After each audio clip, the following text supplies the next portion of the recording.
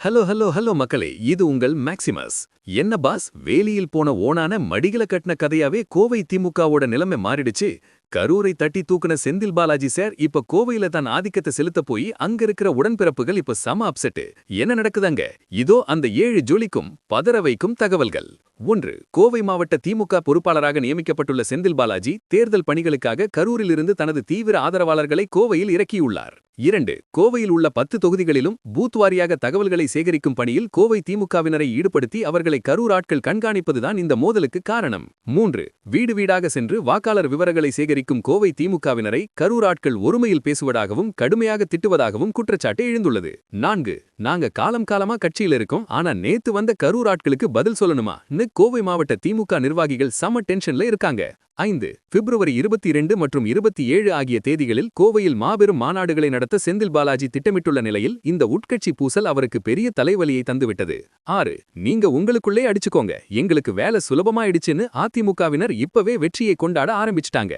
7. இந்த விவகாரம் முதல்வர் ஸ்டாலினின் காதுக்கு சென்றதால் அதிருப்தியில் உள்ள கோவை நிர்வாகிகளை சமாதானப்படுத்த முயற்சியில் செந்தில் பாலாஜி இறங்கியுள்ளார். பாஸ்டார் செந்தில் பாலாஜி மேல இருக்கிற அதிருப்தி ஒரு பக்கம் இருக்கட்டும், திமுக அரசு மேல கோவை மக்கள் இப்போ 50% எதிர்மறையான கருத்துக்களை வச்சிருக்காங்க. நிர்வாக தோல்வி.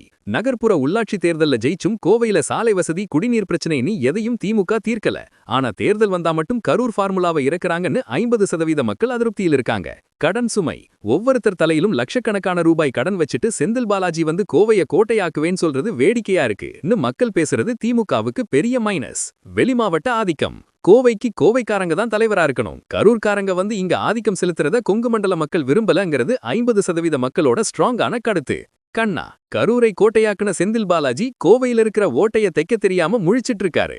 கோவை உடன்பிறப்புகளோட மன உளைச்சல் 2026 தேர்தல்ல ஓட்டா விழுமா இல்ல வேட்டா மாறுமான்னு ஒரு பெரிய விசில் போட்டு வெயிட் பண்ணுவோம் boss. It's an ego clash that has turned Senthil Balaji's master plan into a local nightmare, giving AIDMK the perfect opening.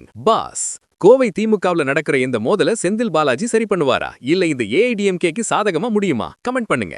எல்லா எக்ஸ்க்ளூசிவ் கொங்கு மண்டல பாலிடிக்ஸ் மற்றும் அப்டேட்ஸுக்கும் ஸ்டே டியூன்ட் வித் பிராண்டி செய்திகள். Stay tuned. உண்மையை லவுடா சொல்வோம், குயிக்கா சொல்வோம். This is Maximus signing off. Keep watching. Bye bye. ஒரு whistle போடுங்க பாஸ்.